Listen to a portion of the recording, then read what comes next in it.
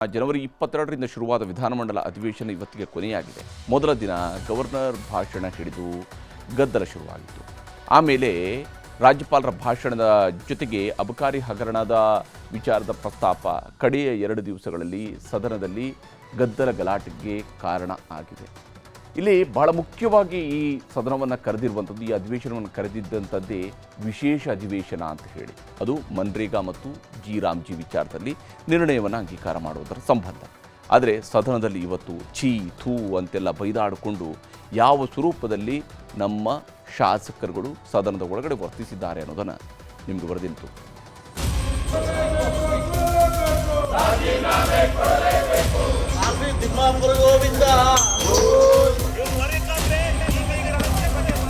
ಏನಾರ ಮಾಡಲಿ ನನ್ನ ತಪ್ಪು ಇಲ್ಲ. 6,000 ಕೋಟಿಯನ್ನ ಲೂಟಿ ಮಾಡಿರೋದು ಅಬಕಾರಿ ಇಲಾಖೆಯಲ್ಲಿ ನಿಜ. ಪ್ರೂವ್ ಮಾಡಲಿ, ರಾಜೀನಾಮೆ ಕೊಡ್ಲಿ, ಆಮೇಲೆ ತನಿಖೆ ಮಾಡಲಿ. ಅವ್ರು 3 ತಿಂಗಳು ಬೇಕಾದ್ರೆ ವಾಪಸ್ ತಗೊಳ್ಳಿ, ನಮ್ದೇನು ಅಬ್ಜೆಕ್ಷನ್ ಇಲ್ಲ. ಅಂತದೇನು ನಡೆದಿಲ್ಲ, ರಾಜೀನಾಮೆ ಕೊಡುವ ಪ್ರಮೇಯ ಇಲ್ಲ. ರಾಜ್ಯ ವಿಧಾನಮಂಡಲ ವಿಶೇಷ ಅಧಿವೇಶನ ಸೇರಿದ್ದು ಮನ್ರೇಗಾ ಬಚಾವೋ ವಿಬಿ ಜಿ ಹಟಾವೋ ಹೋರಾಟಕ್ಕಾಗಿ.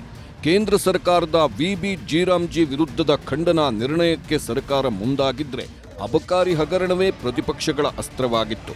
ಅಬಕಾರಿ ಸಚಿವ ಆರ್.ಬಿ. ತಿಮ್ಮಾಪುರ ರಾಜೀನಾಮೆಗೆ ಆಗ್ರಹಿಸಿ ಅಹೋರಾತ್ರಿ ಧರಣಿ ಮಾಡಿದ್ದ ಬಿಜೆಪಿ ಜೆಡಿಎಸ್ ಶಾಸಕರು ಇವತ್ತು ವಿಧಾನಸಭೆ ಕಲಾಪದಲ್ಲೂ ಗಲಾಟೆ ಮಾಡಿದ್ರು. ಅಬಕಾರಿ ಮಂತ್ರಿ ಆರ್.ಬಿ. ತಿಮ್ಮಾಪುರ ರಾಜೀನಾಮೆಗೆ ಬಿಗಿಪಟ್ಟು ಹಿಡಿದು ಸದನದ ಬಾವಿಗಿಳಿದು ದೋಸ್ತಿ ನಾಯಕರು ಆಕ್ರೋಶ ಹೊರಹಾಕಿದ್ರು. ಎಟಿಎಂ ಅಲ್ಲ, ಈಗ ರಿಸರ್ವ್ ಬ್ಯಾಂಕ್, ಕೇಂದ್ರದ ಕಾಂಗ್ರೆಸ್ ನಾಯಕರಿಗೆ ರಿಸರ್ವ್ ಬ್ಯಾಂಕ್ ಇದು. ಪ್ರತಿ ಎಲೆಕ್ಷನ್ಗೂ ಇಲ್ಲಿಂದ ಹಣನ ಕಳಿಸ್ತಾ ಇದ್ದಾರೆ. ಇಲ್ಲ ಅಂದ್ರೆ ಅವ್ರನ್ನ ರಾಜೀನಾಮೆ ತಗೋಬೇಕಾಯ್ತು. ರಾಜೀನಾಮೆ ಆಯ್ತು ನೋಡಿ.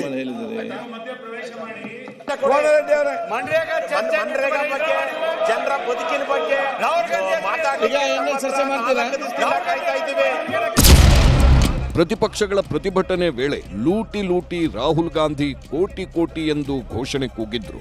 6,000 ಕೋಟಿ ಲೂಟಿಯ ಆಡಿಯೋ ವಿಡಿಯೋ ಸಾಕ್ಷಿ ಸಾಕಲ್ವೇ ಎಂದು ಅಶೋಕ್ ಪ್ರಶ್ನೆ ಮಾಡಿದ್ರು. ಲೋಕಸಭೆ ಎಲೆಕ್ಷನ್ಗೆ ವಾಲ್ಮೀಕಿ ನಿಗಮದ ಹಣ ಕೊಟ್ರೆ ಈಗ ಕೇರಳ ಎಲೆಕ್ಷನ್ಗೆ ಅಬಕಾರಿ ಹಣ ಕೊಡ್ತೀರಾ ಎಂದು ಅಶೋಕ್ ತರಾಟೆಗೆ ತೆಗೆದುಕೊಂಡ್ರು. ಅಬಕಾರಿ ಇಲಾಖೆಯಲ್ಲಿ ನಡೀತಾ ಇರೋದು ಎಲ್ಲರೂ ಮನೆ ಮಾತಾಗ್ಬಿಟ್ಟಿದೆ. ನೈತಿಕತೆ, ನಮಗೆ ನೈತಿಕತೆ ಪಾಠ ಹೇಳ್ತಾರಲ್ಲ, ಎಲ್ಲಿ ನೈತಿಕತೆ ಇದೆ ಇವ್ರಿಗೆ? ಇವತ್ತು ಪ್ರತಿ ಎಲೆಕ್ಷನ್ಗೂ ಹೋದ್ಸರಿ ಬಳ್ಳಾರಿ ಎಲೆಕ್ಷನ್ಗೆ ವಾಲ್ಮೀಕಿ ನಿಗಮದ್ದು, ಇವತ್ತು ಅಸ್ಸಾಮಲ್ಲಿ ನಡೀತಾ ಇದೆ. ಇನ್ಚಾರ್ಜು ಡಿ.ಕೆ. ಶಿವಕುಮಾರ್ ಅವರು, ಕೇರಳಗೆ ಇನ್ಚಾರ್ಜು ಜಾರ್ಜ್ ಅವರು. ದುಡ್ಡು ಅಬಕಾರಿಗೆ ಇಲಾಖೆದು. ಪ್ರತಿಪಕ್ಷಗಳ ಧರಣಿ ಮಧ್ಯೆಯೇ ಸಿಎಂ ಭೇಟಿ ಮಾಡಿದ್ರು ಸಚಿವ ಆರ್.ಬಿ. ತಿಮ್ಮಾಪುರ. ಹಗರಣದ ಬಗ್ಗೆ ಏನೂ ಚರ್ಚೆ ಮಾಡಿಲ್ಲ ಅಂತಾನು ಹೇಳಿ ಪ್ರತಿಪಕ್ಷಗಳ ಟೀಕೆ ಪ್ರಶ್ನೆಗಳಿಗೆ ಖಡಕ್ಕು ಉತ್ತರ ಕೊಟ್ರು. ಪ್ರತಿಪಕ್ಷಗಳು ಹೇಳಿದಾಗೆಲ್ಲ ರಾಜೀನಾಮೆ ಕೊಟ್ರೆ ಸರ್ಕಾರ ನಡೆಸೋದಕ್ಕಾಗುತ್ತಾ ಎಂದು ಪ್ರಶ್ನಿಸಿದ್ರು. ಇದೊಂದು ರಾಜಕೀಯ ಷಡ್ಯಂತ್ರವಾಗಿದ್ದು ನಾನು ಯಾವ ತಪ್ಪೂ ಮಾಡಿಲ್ಲ, ರಾಜೀನಾಮೆ ಕೊಡಲ್ಲ ಎಂದು ಸ್ಪಷ್ಟಪಡಿಸಿದ್ರು. ಅವ್ರು ಹೇಳ್ದಂಗೆಲ್ಲ ರಾಜೀನಾಮೆ ಕೊಟ್ಟರೆ ಸರ್ಕಾರ ನಡೆಸೋಕ್ಕಾಗತ್ತೇನ? ಅವರೆಲ್ಲದೂ ರಾಜೀನಾಮೆ ಕೇಳ್ತಾರೋ? ಮುಖ್ಯಮಂತ್ರಿಗಳು ಕೊಡತ್ತಾರೋ, ಪ್ರಧಾನಮಂತ್ರಿಗಳು ಕೇಳ್ತಾರೆ. ಕೇಳಿದವ್ರಿಗೆಲ್ಲ ರಾಜೀನಾಮೆ ಕೊಡಿ. ಏನಿದೆ ಸಾಕ್ಷಿ ಪುರಾವೆ? ಈ ಮಧ್ಯೆ ಕಲಾಪದಲ್ಲಿನ ಅಬಕಾರಿ ಕಚ್ಚಾಟದ ಬಗ್ಗೆ ಡಿ.ಕೆ. ಶಿವಕುಮಾರ್ ಹಾಗೂ ವಿಜಯೇಂದ್ರ ಕೂಡ ಮಾತಿನ ಸಮರಕ್ಕಿಳಿದರು. ಕರ್ನಾಟಕ ಅಂತ ಹೇಳಿದ್ರೆ ಕರ್ನಾಟಕ ರಾಜ್ಯ ಕಾಂಗ್ರೆಸ್ ಹೈಕಮಾಂಡಿಗೆ ಒಂದು ರೀತಿ ಎಟಿಎಂ ಆಗಿ ಪರಿವರ್ತನೆ ಆಗಿದೆ. ಎಲ್ಲ ಸಂದರ್ಭದಲ್ಲೂ ಕೂಡ ಇದು ರುಜುವಾತು ಆಗ್ತಾ ಇದೆ. ಹಾಗಾಗಿ ಅಬಕಾರಿ ಪ್ರಕರಣ ಏನಿದೆ ಮತ್ತೊಂದು ಪ್ರಕರಣ. ಮಂತ್ರಿಯ ಮೇಲೂ ಕೂಡ ಒತ್ತಡ ಇದೆ, ರಾಜೀನಾಮೆ ಕೊಡಬಾರ್ದು ಅಂತೇಳಿ. ಅವ್ರು ರಾಜೀನಾಮೆ ಕೊಟ್ಟರೆ ಯಾರ್ಯಾರು ಬುಡಕ್ಕೆ ಬರ್ತದೋ ಗೊತ್ತಿಲ್ಲ. ಹಾಗಾಗಿ ಅವ್ರನ್ನ ರಕ್ಷಣೆ ಮಾಡ್ಕೊಳ್ತಕ್ಕಂಥ ಕೆಲಸ ಇವತ್ತು ಕಾಂಗ್ರೆಸ್ ಸರ್ಕಾರ ಮಾಡೋದಕ್ಕೆ ಹೊರಟಿದೆ. ಅವರ ಸರ್ಕಾರದಲ್ಲೇ BJP ಗೌರ್ಮೆಂಟ್ಗಳೇ ಇದನ್ನು ಇಂಪ್ಲಿಮೆಂಟ್ ಮಾಡೋಕ್ಕಾಗಲ್ಲ. ಇವೆಲ್ಲ ನಾವು ಬಿಚ್ಚಿಡಕ್ಕೆ ನಾವೆಲ್ಲ ದಾಖಲೆಗಳು ಮಾಡಿಕೊಂಡು ಕೂದಿದ್ದೀವಿ. ಸೊ ಚರ್ಚೆ ಮಾಡಿ, ಅವರು ಮಾಡಲಿ, ನಾವು ಮಾಡೋಣ. ಹೀಗೆ ಮನ್ರೇಗಾ ಮಹಾಯುದ್ಧದ ಕಿಚ್ಚಿಗೆ ಇನ್ನಷ್ಟು ತುಪ್ಪ ಸುರಿದದ್ದು ಅರಸೀಕೆರೆ ಶಾಸಕ KN ಶಿವಲಿಂಗೇಗೌಡ. ನಿನ್ನ ಯೋಗ್ಯತೆ ಬೆಂಕಿ ಹಾಕ, ನೀವೆಲ್ಲ ಪ್ರತಿಭಟನೆ ಮಾಡಕ್ ಬಂದಿದ್ದೀರ ಅಂತಿಲ್ಲ. ನಿಮ್ ಯೋಗ್ಯತೆ ಬೆಂಕಿ ಹಾಕ, ನಿಮಗೆ ಮಾನ ಮರ್ಯಾದೆಲ್ಲ ಅಯೋಗ್ಯ. ಇದೇನು ಡ್ಯಾನ್ಸ್ ಕುಡಿಯಕ್ ಬಂದಿದ್ರ ಇಲ್ಲಿ? ಅಬಕಾರಿ ಇಲಾಖೆಯಲ್ಲಿನ 6,000 ಕೋಟಿ ಲೂಟಿಗೆ ಏನಿದೆ ಸಾಕ್ಷಿ ಎಂದು ಮೈತ್ರಿ ನಾಯಕರನ್ನ ಪ್ರಶ್ನಿಸಿದ್ರು. ಆಗ ಕೊಬ್ಬರಿ ಕಳ್ಳ ದೇವೇಗೌಡರ ಬೆನ್ನಿಗೆ ಚೂರಿ ಹಾಕಿದವನು ಅಂತೆಲ್ಲ ಶಾಸಕರಾದ ಶರಣು ಸಲಗರ, ವೇದವ್ಯಾಸ್ ಕಾಮತ್ ಆಕ್ಷೇಪ ವ್ಯಕ್ತಪಡಿಸಿದ್ರು. ಆಗ RSSನವರ ಚಾಳಿಯೇ ಕೂಗೋದು, ಕಿರುಚಾಡೋದು ಎಂದು ಟಕ್ಕರ್ ಕೊಟ್ಟರು. ಬಾಯಿಗೆ ಬಂದಂತೆ ಬೈದ್ರು. ಲೇ RSS, ಲೇ RSS,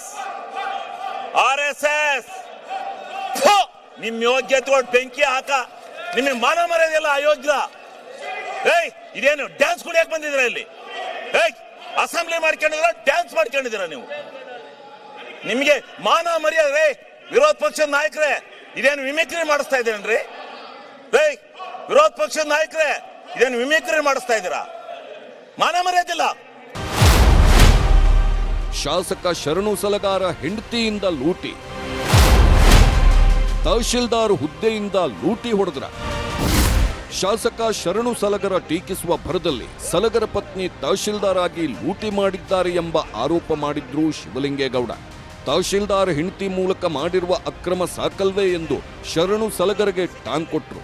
ಶಿವಲಿಂಗೇಗೌಡರ ಈ ಮಾತಿಗೆ ಪ್ರತಿಪಕ್ಷ ನಾಯಕ ಆರ್ ಅಶೋಕ್ ಹಾಗೂ ಶರಣು ಸಲಗರ ಟಾಂಗ್ ಕೊಟ್ರು. ಯಾರೋ 3 ಜನ, ಒಬ್ಬ RSS ಜನ ಈ ಮಂಗಳೂರಿನನು, ಇವನು ನಾನು ಮಾತಾಡಕ್ಕೆ ಎದ್ರು ಇದಾಗ್ತಾನೆ. ಇವನೊಬ್ಬ ಈ ತಹಶೀಲ್ದಾರ್ ಚಿಂಚೋಳಿಲಿ ಅವನ ಹೆಂಡತಿ ಬಿಟ್ಕೊಂಡು ದುಡ್ಡು ಹೊಡ್ಕೊಂಡು ಇಲ್ಲಿ ಬರ್ತಾನೆ. ಇವನು ಭ್ರಷ್ಟರಲ್ಲಿ ಭ್ರಷ್ಟ. ಇವನು ಭ್ರಷ್ಟರಲ್ಲಿ ಭ್ರಷ್ಟ. ಇವನು ಸಲಗಾರ, ಇವನು ಭ್ರಷ್ಟ. ಈ ಏನು ಆ ಪದ ಉಪಯೋಗ ಮಾಡಿದಾರಲ್ಲ, ಒಂದು ಆ ಪದ ಉಪಯೋಗ ಮಾಡಿರೋದು, ಇನ್ನೊಂದು ಆ ಅಮ್ಮ ಭಾಳ ನಮಗೂ ಬೇಕಾದವ್ರು. ನೆನ್ನೆ ಡಾಕ್ಟರೇಟ್ಗೆ ಅಭಿನಂದನೆ ಸಲ್ಲಿಸ್ತೆ. ನಾನು ಪಕ್ಷಾತೀತವಾಗಿ ನಾನು ಅಭಿನಂದನೆ ಸಲ್ಲಿಸಿ ಅವ್ರೇನು ಮಾತಾಡಿರೋ ಅದಕ್ಕಿಂತ ಜಾಸ್ತಿ ಮಾತಾಡಿದೆ ಆ ಹೆಣ್ಮಗಳ ಬಗ್ಗೆ. ನೀವು ಅದೇ ಹೆಣ್ಣನ ಒಬ್ಬ ಮನೆಯಲ್ಲಿ ಅವರ ಹೆಂಡತಿ ಬಗ್ಗೆ ನೀವು ಮಾತಾಡ್ತೀರಾ ಅಂದರೆ, ಕಲೆಕ್ಷನ್ ಮಾಡಗಮ್ಮ ಅಂತ ಅವ್ರ ಹೆಂಡತಿಗೆ ಮಾತಾಡ್ತೀರಾ ಅಂದರೆ, ಇದು ನಾವು ಸದನದಲ್ಲಿ ಯಾಕಿರ್ಬೇಕು? ಇಂಥ ಸದನದಲ್ಲಿ ಇದು ಅಷ್ಟಕ್ಕೆ ನಿಲ್ಲಲಿಲ್ಲ. ಬದಲಾಗಿ ಶಾಸಕ ಕುಣಿಗಲ್ ರಂಗನಾಥ್ ಮಾತಿನ ವೇಳೆಯೂ ಗೋವಿಂದ ಗೋವಿಂದ ಎಂದು ಕೂಗಿದ್ರು ಬಿಜೆಪಿ ಶಾಸಕ ವೇದವ್ಯಾಸ್ ಕಾಮತ್. ಗೋವಿಂದ ಗೋವಿಂದ, ಈ ಮನ್ರೇಗಾ ರಂಗನಾಥ ಸ್ವಾಮಿ ಗೋವಿಂದ, ಸಮೃದ್ಧಿಗೆ ಚಿಹ್ನೆ, 6000 ಕೋಟಿ ಗೋವಿಂದ, ಸಂವಿಧಾನಕ್ಕೆ ಚಿಹ್ನೆ, 6000 ಕೋಟಿ ಗೋವಿಂದ, ಚಿಹ್ನೆ ಇದು. ಹೀಗೆ ಗದ್ದಲ ಗಲಾಟೆಗಳ ಮಧ್ಯೆ ಮನ್ರೇಗಾ ಯೋಜನೆ ಪರ ಜೀರಾಮ್ಜಿ ವಿರುದ್ಧ ಸರ್ಕಾರ ಖಂಡನಾ ನಿರ್ಣಯ ಅಂಗೀಕಾರ ಪಡೆದುಕೊಂಡಿದ್ದು ವಿಧಾನಸಭೆ ಅಧಿವೇಶನ ಇವತ್ತಿಗೆ ಕೊನೆಯಾಯಿತು. ಆದರೆ ಬಿಜೆಪಿ ಅವರು ನಾಳೆಯಿಂದ ಅಬಕಾರಿ ಸಚಿವರ ರಾಜೀನಾಮೆಗೆ ಬೀದಿಗಿಳಿದು ಪ್ರತಿಭಟನೆಗೆ ನಿರ್ಧರಿಸಿದ್ದಾರೆ. Bureau report, news 18.